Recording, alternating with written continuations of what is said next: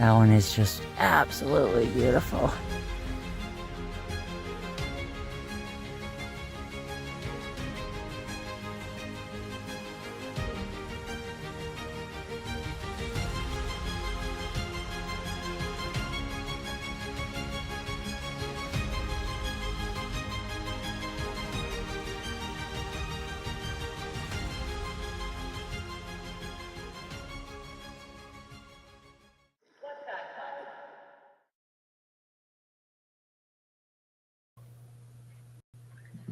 Hey, everybody. Thanks for joining tonight. Glad that you guys could be here. Let's see. Hey, Curious, you were the first one in, and then BDA. How are you guys doing? MA, yeah. So good to have you here. Yeah, so I got to spend some of the day today with Miss Mary Newbert, who is part of the Banter family. She's on the road right now, headed home, so she won't be part of the chat tonight, but we had a great conversation. It was actually really good to meet her. So it's been a busy day. Squid Pear Guy. Hi, how are you? That's new. Where are you from there, Squid? I'm going to say Squid. I know it says Squid Pear Guy, but yeah, it's funny because I call my daughter Squid. Her name's Sydney, but I call her Squid all the time. So yeah, I'm glad you guys can make it tonight. The topic tonight I wanted to discuss was some remarkable animal behavior that happens. Some of it's actually remarkable, some of it's extremely incredible, and some of it is like, wow. Because we all get like media stuff all the time, and usually it's either good or bad. You've got like your little heartwarming stories, and then you have your not so heartwarming stories. Usually, you got your shark attacks, or you've got, your mountain lion attacks, or this or that. And I just wanted to go over some stories that kind of, showed just sometimes, because a lot of people are always like, when they hear stuff, a lot of people like to say, oh, what a stupid animal, and they're far from it. And these stories prove it. And there's a ton out there, but I only picked like a handful that I found extremely interesting. And the first one, hey, Denny, how are you? Good to see you. The first one I picked, I kind of did it because when I was younger, I would always, thank you, Curious.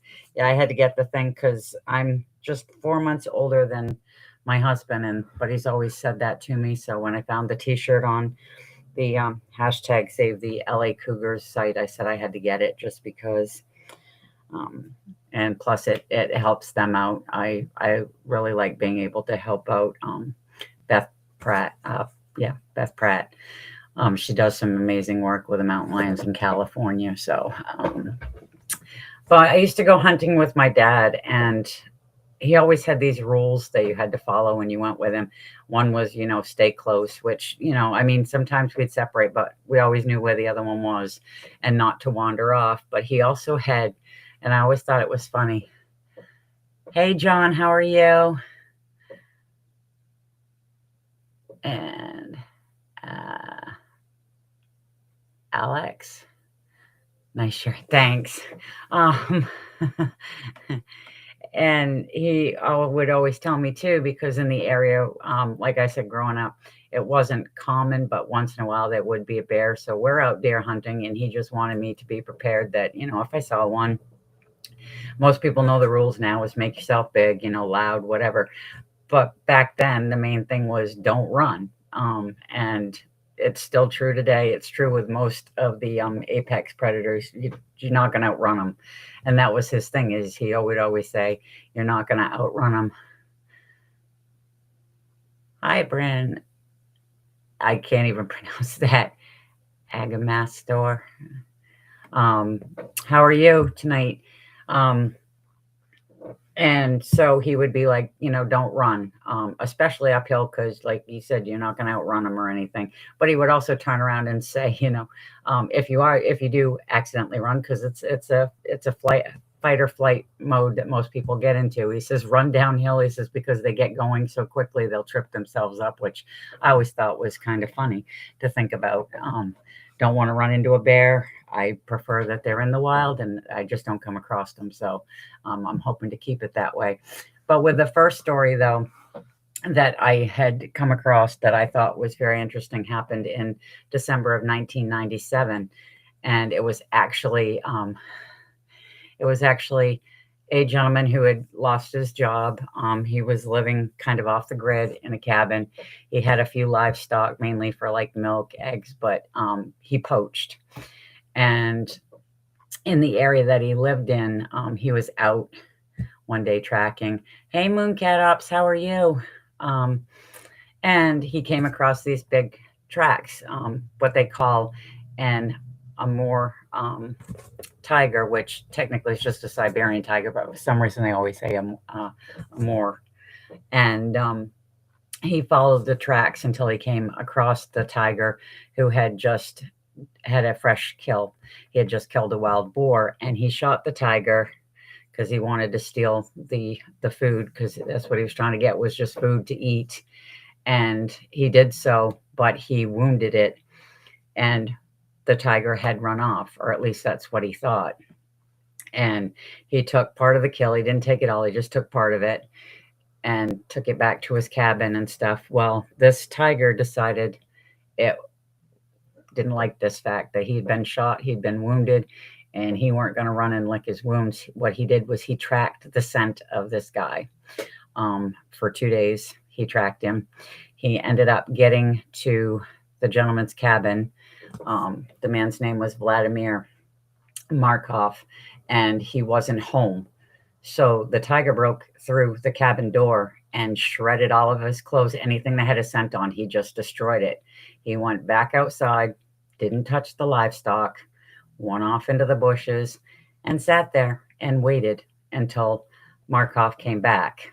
And when he did, he attacked him, killed him, dragged him into the bushes, and he ate him. They don't eat big cats.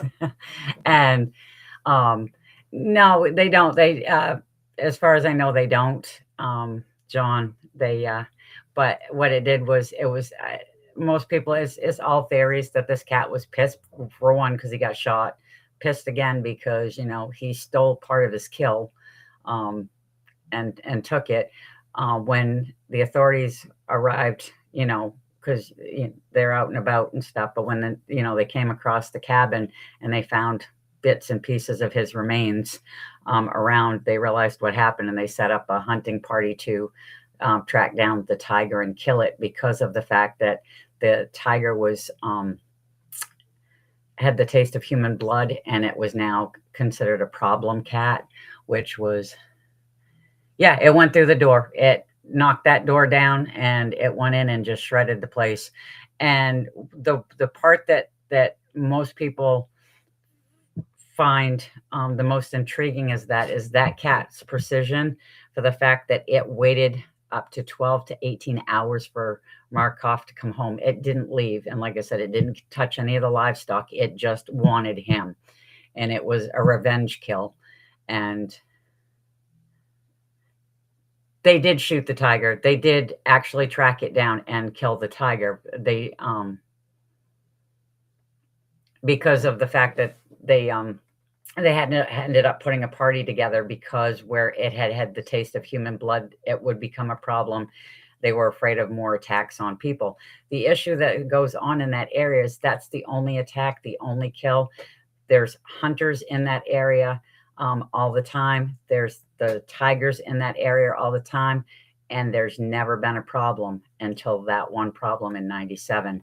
And, so it's one of those things that people start thinking, and when they're, talking about the issue and stuff, it's like the tiger had a purpose. It was pissed and it wanted revenge. Yeah, it did kill him. It waited for him for 12 hours. It killed him. It dragged him into the bushes and it ate him. And all they found was like bits and pieces, hand and different stuff. It was no No, the guy did die. Okay, I'm getting confused here because it's like it did kill him. It killed the guy. And like I said, there was people that showed up. The authorities were brought in. They put a hunting party together. They tracked down the tiger. Um, you can actually look up the story. They've got articles on it. There's actually a book somebody, I guess, wrote about the incident because, like I said, in that area, there's hunters, there's the tigers, and there's never been an issue until that one incident with Markov. And it's morbid and it's grisly, but it's one of those things that when I was reading it, all I could think about was my dad telling me, if you do come across the bear and it does attack and you shoot it, make sure it's a kill shot, because he said animals will hold grudges. And I thought he was crazy at the time. And then you do hear some of these stories, and reading that one, I thought that one was very interesting. That, to say the least, with what had happened and how things came about and stuff. And then, you can go on to happier stories, which I will do. Like I said, the only reason I brought that one up was just because when I was reading, it just brought back the memories from childhood, from like when I was, a young teenager, and I would go hunting with my dad and stuff. Yay, Mooncat, the story. Yay. It is very serious. And that's why they tracked it down, due to the fact that, it can be a major problem. It had the taste of human blood, and it was already pissed off at one. So what's to say it wouldn't be at another one? Martin, how are you? Good to see you. But yeah, so we'll move on to other ones, because there's like I said, there's so many. I just picked a few that I found extremely like noteworthy on just different stuff, because my next one is from 2004 in New Zealand. Hey,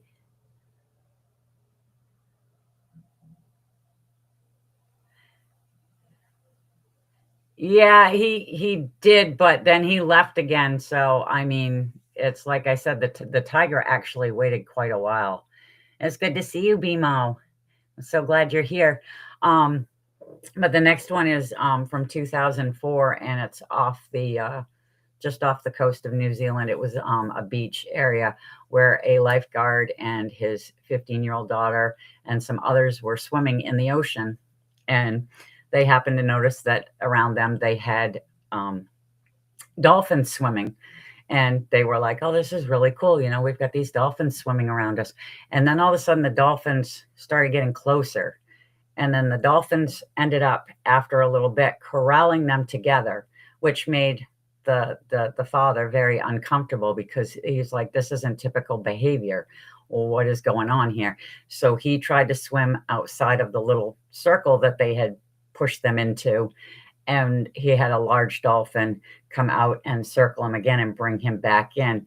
And he was getting very, very nervous, because he said, this is not typical dolphin behavior. And what the heck is going on here? And come to find out, though, as he was being corralled back into the group and stuff, he noticed just a few feet off in the water was a 9-foot great white. And what these dolphins did was they corralled these swimmers into a circle, and they kept circling them and circling. They circled them for over 40 minutes until the shark just got bored and swam off, and they could get back to shore safely. And I find that very remarkable. Yes, they were protecting them, and dolphins have always been known to do that. And they've also been known that that's how they end up protecting themselves too, with sharks. And we all know that they will ram the sides of them, to deter them, to get them away and stuff. But to have people out in the ocean and that many dolphins to realize that there's a danger and corral those people. And I mean, I would probably have freaked a little bit too, but I thought that the whole premise behind it, with these dolphins being that smart to know that those people were in that much trouble, and to get them corralled and save them until they yeah there yeah yeah, there's been bottlenose dolphins that have actually returned dropped cell phones, and there's been ones that have actually helped bring stranded younger whales back out to sea because they'll get into the shallows and kind of get themselves stuck because they get a little out of sorts and stuff. And they've actually been known to help get them back to herd them back into the ocean. And dolphins have always been known to be intelligent creatures. And I just find that this story was just so remarkable. No, it was a great white shark. It wasn't a tiger shark. Hey, dude, how are you? And yeah, and I just and just the whole premise of the story was great. But to have the father going over the thing and discussing the fact that, they were getting uncomfortable because they had no idea that the shark was there, and these dolphins, are pushing them where they want to go. And he was just like, he was getting very, very nervous. And like he said, he tried to break away. And that's when he got corralled back in and realized that, yeah, still lurking. Oh, yeah. So, I mean, and they have been, and like, BMO had said there was reports of them where somebody had dropped one of their cell phones, and the bottlenose dolphin brought it back up, and different stuff. And dolphins are intelligent. We've all known this. I mean, and it's remarkable though, on such a level with some of these animals, like even like with the dolphins' intelligence and stuff, and then just the remarkable ability to remember things. I mean, because everybody does this. Oh, an elephant never forgets. Well, the tiger didn't forget either, and the tiger was able to get its revenge. It was able to track, through scent. And a lot of these animals have very powerful noses, which can, they can pick up scents and stuff for miles and miles and miles. Let's see. What else have we got here? Oh, we've got all kinds of stuff. So this one here I found extremely sweet and endearing.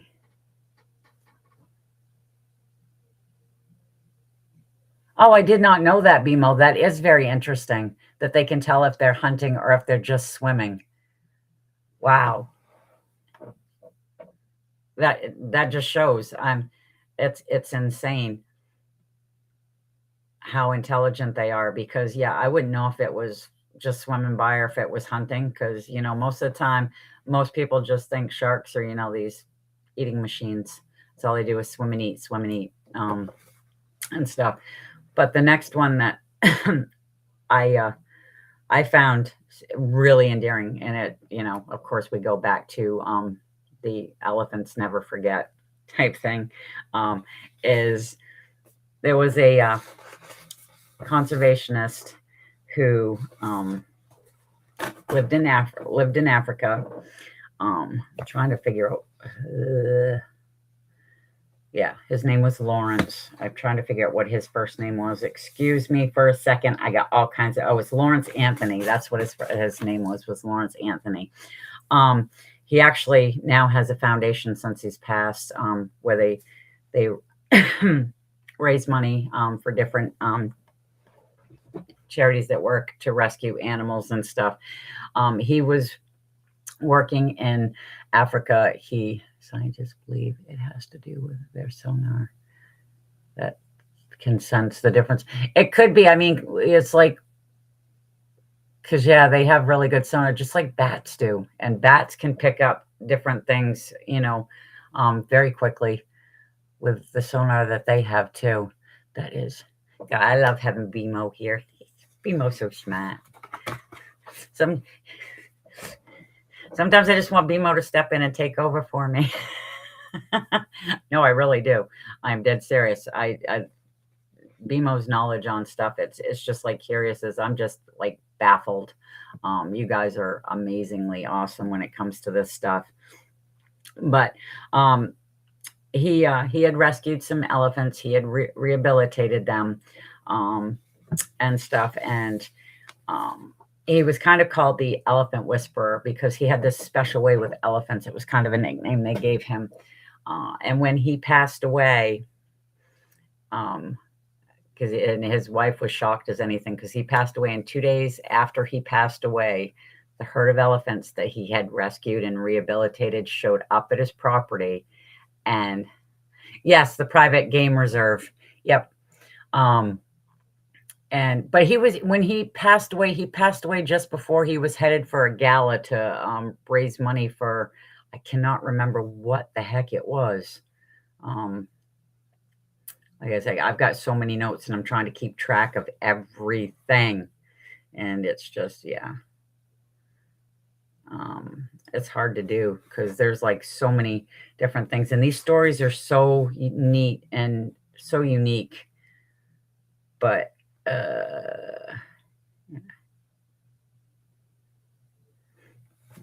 yeah, I can't figure out. It's not saying on this here because there was. Oh, let's see. Yep, nope, it's not saying. But yeah, the elephants showed up and they stayed there. They hung around. It was like they were mourning him, and his wife was just astounded by the whole thing that was going on, and she just could not believe that these elephants had shown up and they were just hanging around. It was like they knew he was gone. It was like they were paying his respects. And then what was even more remarkable and with the whole thing is that they actually returned there a year later and stuff. And the work still goes on. His wife still continues the work at the I don't know how to say it. Is that the hula? Different styles. That ain't you. What?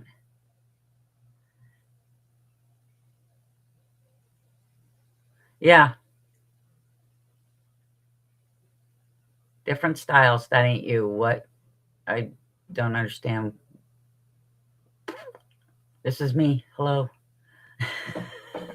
This is absolutely me. And well, because it's fascinating with the elephants because they do mourn the stuff, but they are one of the most temperamental animals too. I've seen footage where rescuers had released clouded leopards back into northern India.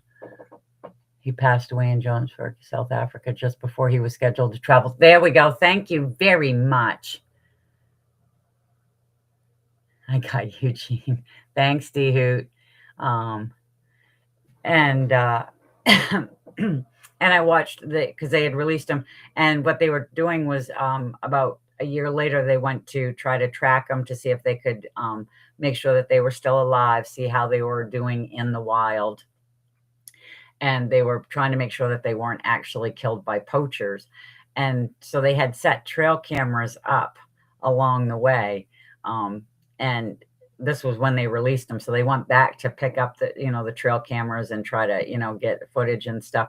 And one of them was completely like demolished, and they didn't know what was going on. When they got the chip out of it, the little SD card, and they were going over stuff. They actually got photos of poachers in the area, but they got a photo of a herd of elephants, and the elephants were going by. And I've always said this about the trail cameras, and a lot of people laugh at me, but they emit a sound that animals can hear that we can't. And the elephant proved that point when you've got a bunch of them walking by and one stops because they're kind of walking slowly, but he stops and he looks and he turns his head at that camera and he walked right over and he stomped the crap out of that camera. And I was laughing so hard. I was like, wow, he's not happy right now that he's being filmed. They did find the the two clouded leopards they had released, and they were still alive at the time. So that was good there. And I've seen stuff in Africa where they're in the wild elephants, and yeah, they're very unpredictable, but it's almost like they know when, these ones were rescued and they were cared for and they were rehabilitated and stuff. They know what is happening. They know who's taking care of them.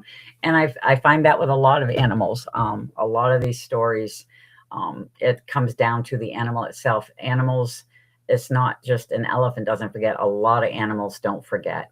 And it's just amazing the memory that some of these animals have, and the compassion that they actually have two. Because you think everybody goes dumb animal, or even animals don't have, but they do. There's a lot there. I mean, there was a gentleman who had a dog in Japan. So I don't have the stuff on that, but I mean, it was one of the ones that I had known about, that I was going over. And when he passed away, he was used to riding or going to the subway each morning with his owner. And then he'd go back when his owner got out of work. And he'd do that even after his owner died. He did it for years and years and years. Everybody ended up knowing who he was. And it's a Japanese name, and I cannot pronounce it to save my soul. But I love these stories. And I love the whole getting to know more about them. And it's like, so when you look into it, I mean, these stories have been around forever. And there's been other ones. And another one that a lot of people know, maybe some people don't, curious, I'm sure you know it because it's from your area, is Christian the lion. I mean, that lion was bought in a department store. Okay. He was bought in a department store in London by two Australians who happened to live in Chelsea at the time. They purchased him, and they moved him into the flat that they had above the thing. Within a year, he grew. He's a lion, and he weighed 185 pounds. And they realized, we just can't do this, and they were able to connect with a conservationist. Hold on here. What was his name? Let's see. Who's a conservationist? Adamson. But yeah, the two gentlemen were John Rendell and Anthony Brock, who had purchased them, but they were able to get a hold of the gentleman. That's the one. Thank you. Yeah, he waited daily for his human to return on the train. It is a very sad story, but I mean, he didn't even realize that his owner had passed, and he still did it every single day. And it was just amazing. Yes, I've watched the reunion. I have not seen it though. I mean, I've heard the stories and stuff. And because of the fact of the story, I did not realize when it had actually happened, because none of the stuff for the video actually came out until 2008. Somebody had actually put the footage that was filmed with their reunion in 2008 on YouTube and stuff, so everybody could see it. I mean, I'd heard the story, but I didn't really know. When I got the reunion, that's kind of when I thought all this stuff had gone down. I didn't realize that it was in 1969 when they purchased Christian and stuff. Sasquatch from Canada in the house. How are you? And yeah, so Adamson took him back to Kenya, because like I said, he at a year, 185 pounds, he's getting bigger and bigger. And I mean, they realized that urban life was not the life for him, and it probably wasn't safe for others. So that's why they reached out to see if they could get him into a place that would be more suited for him. And George Adamson flew him to Kenya. They went to, he ended up on, what preserve was it? It was the Kora National Reserve, where Adamson worked with him and stuff, to the point that he stayed on the reserve, but he was actually in the wild. He actually had his own pride. It's just, yeah, it's weird. But back then, I mean, all this exotic stuff, to me, they weren't considered exotic pets. They were just pets. Nowadays, I mean, when it started to get to the 80s and the 90s, that's when the exotic came out. But before that, it was kind of like a common thing. It was insane. I mean, Christian was like 5 generations of cat that was bred in captivity, so he was like the 5th generation. And for them to be able to, for Adamson to actually be able to get him to a wild area where he had his own pride was remarkable. And so, of course, the two gentlemen that purchased him, Rendell and Brock, okay, yeah, They wanted to just check in on him. They wanted to make sure that he was, happy. He was, well taken care of. They just wanted to check in and just see how he's doing. It wasn't like they bought him. Okay, he got too big. I don't want him anymore. You take him. They still cared about the lion. And they had people telling him, no, this is not a good idea. Now he's in the wild. He has his own pride. He's not going to remember you. This is going to end very, very badly. And that is not at all what had happened. Everybody was shocked and startled by the fact that, let me see if I could pull it up, because I know that there's been issues with Restream with the photos. So let me see if this actually put these images in right. Or if it actually put my images in at all. Do I? Yeah, I got it. Okay. Yeah, it's going to take a minute. All right. It's supposed to be.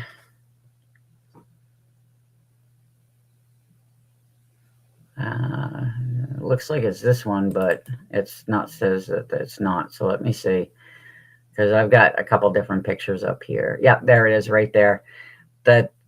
Christian walked up very cautiously. I don't know if he caught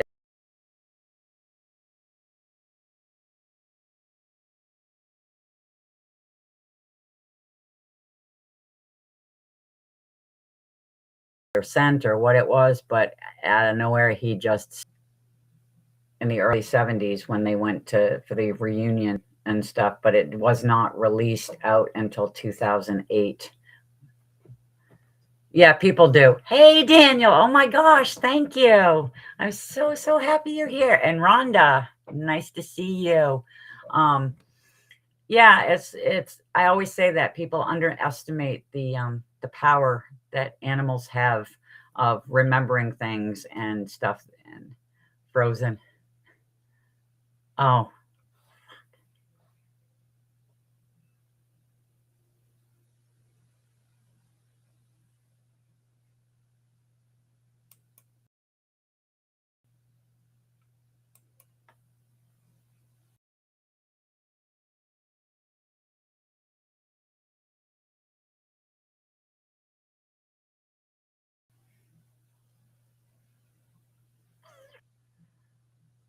hi, Granzer 12. How are you?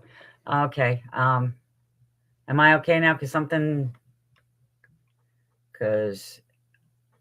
all I got was curious was Frozen. So am I still frozen or am I okay?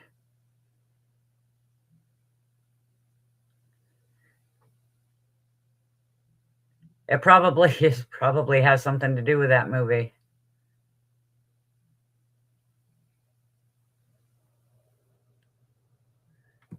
Well, I'm glad to see you here.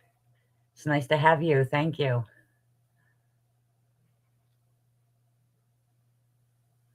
Yeah, Sam actually has been doing, oh, thank you, Rhonda. I appreciate that. I don't know if it's because I pulled the picture up or not. Um, thank you, guys.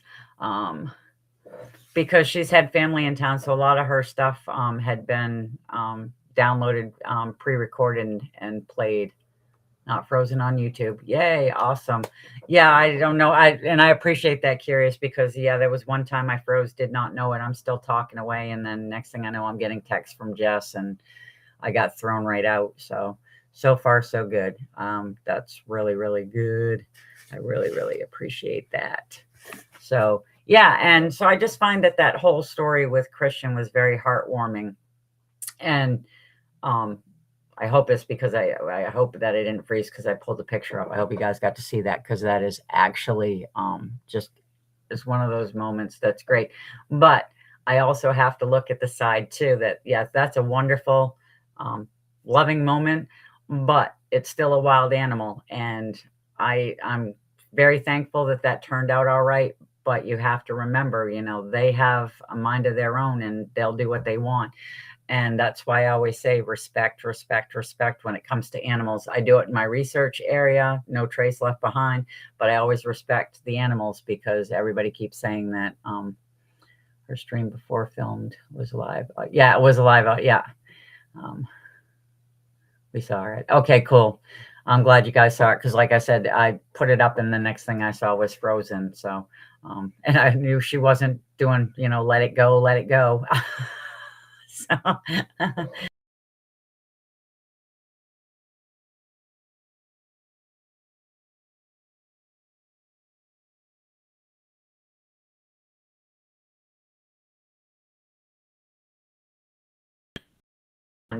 his behavior was living in an 8-mile radius, which was Griffith Park, in LA. Thousands of people hike, bike, and, picnic there. They put on plays. There's all kinds of stuff. But he never once hurt a single soul. Nobody ever saw him. No one was on their properties. If he kind of wandered through or whatever, they knew he was there because he was collared, and they could track, when he killed a raccoon or a deer that had, stumbled into the park. But most of the time with like the mountain lions too, a lot of times they're nocturnal. They're more active at night. But the thing is they're not completely nocturnal. They are active during the day too. But he turned himself into one that was just, he was out and about at night only because of the reason being less people. There's, less hustle and bustle, and he doesn't have to try to hide so much. So, you learn different things from different animals and stuff. And the last one that I have, and this one here is, I just found absolutely stunning. And the reason for that is because never in a million years, it's not actually the last one. I have one more after this, but this one here, I found remarkable. I was actually like, oh my God, I cannot believe this is even happening. So let me pull up the picture so you can see,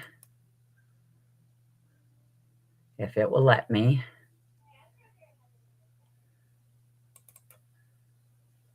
So, the story of Poncho. I freaking absolutely love this story, okay? Because this crocodile was shot in the eye. It went through the back of his eye and into his head. He was found by a local fisherman that they call Cheeto. I think his name is actually Gilberto, but he had a funky little nickname. I'm going to call him Alberto because it's just easier for me. And he was shot by, a neighboring farmer next to Gilberto. And the reason for that was because he was attacking the herd. And I think my cat loves me, but I know I dropped it. She's going to consume me. Oh my gosh, Rhonda. Yeah, and Costa Rica. Yeah. So Gilberto found him, and he ended up having some friends who reluctantly helped him because they didn't want anything to do with this. He brought the crocodile back, the American crocodile back, and he saved him. He nursed him, he fed him, he, did what he could to keep him alive, and he did. And then he let him go. And the only issue with that was Poncho decided, I'm not going anywhere. I really like you. And they had a bond that lasted over 20 years. They swam together in the river. It's just, yeah, great story on a croc intelligence. Yeah. And I never in a million years would have thought that, because to me, these things are as old as dinosaurs, and this was one of the most heart-wrenching and heartwarming stories all at the same time. And I love this whole thing of the bond and the friendship they made. And to me, because even though that's great, and I would be so like, oh my God, this is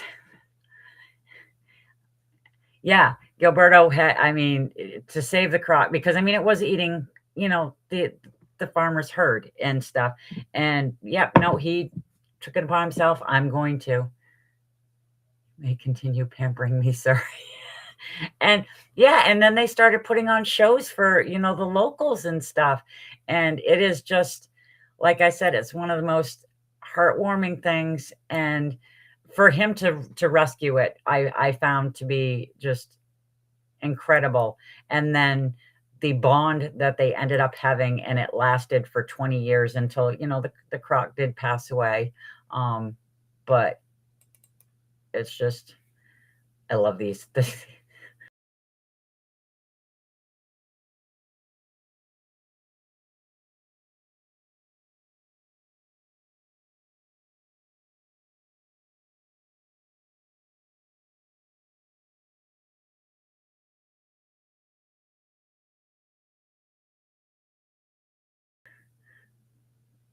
Oh no, that's the elephant. Sorry. This is not good. All right, stop. Go away. I'm froze. That's not, I'm froze.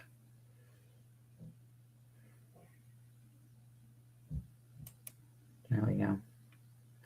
Am I back again? Because I know I froze at one point because it came up there that I lost my connection and everything else. And yeah, I'm very upset because I wanted the other picture of the two of them together.